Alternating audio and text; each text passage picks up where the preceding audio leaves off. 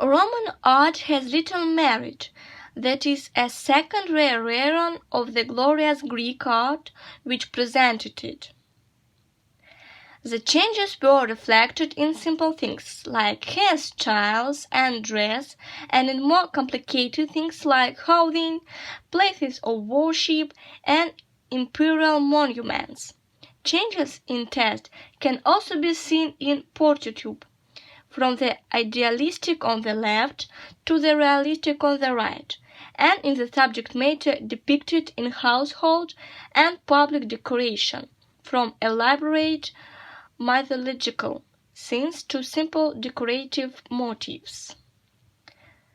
Most likely the original Latin people who settled Rome came from north of the Alps prior to 1000 BC. Sometime before 800 BC, another mass of people, this time from the east, moved into the area north of Rome known as Tuscany.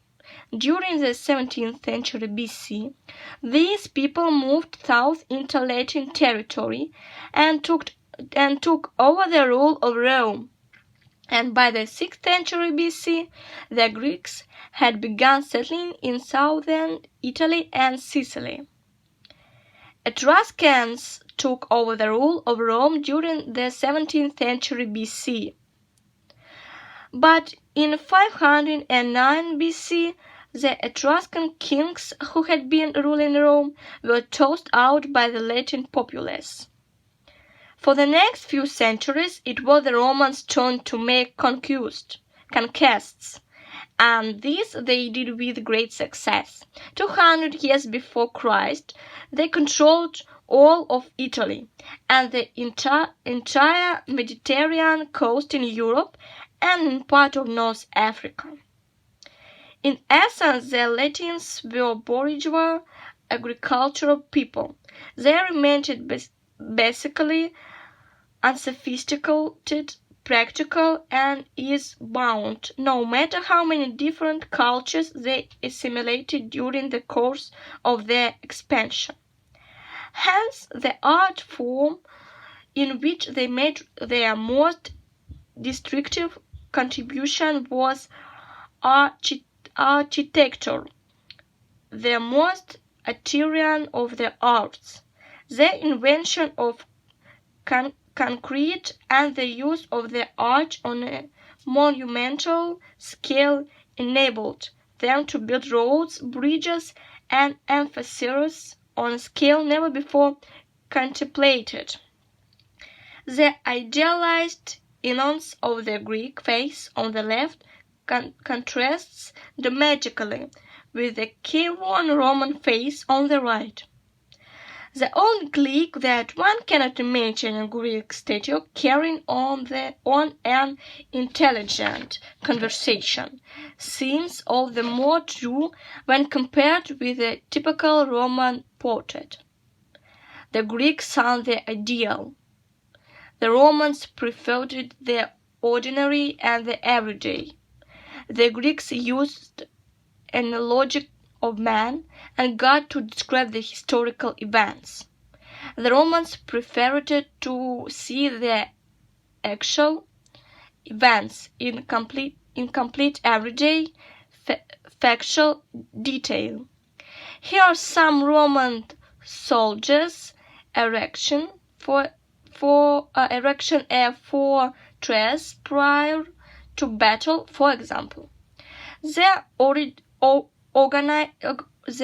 organization of the Roman Republic government tended to consist of the most learned or influential people in countries, still a model for modern societies.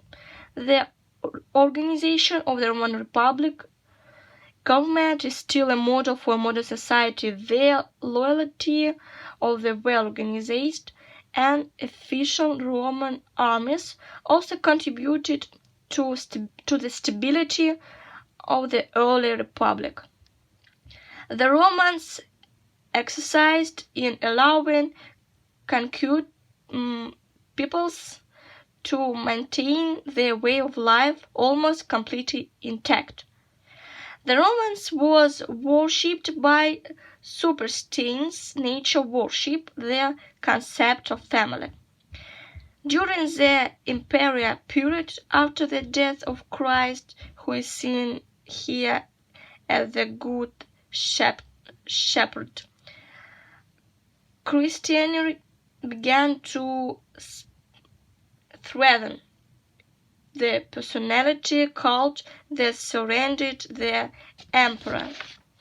From the time of the Roman leaders tried to control religion and make it a tool of the state. The Romans showed tolerance for foreign religious practices, such as a funeral dance seen here, and tolerance for foreign ideals in general was a significant virtue of Roman civilization. And in art, the powerful influence of foreigners was never seriously traced. The Romans constantly returned to their acknowledged masters in the field of art and culture, the ancient Greeks.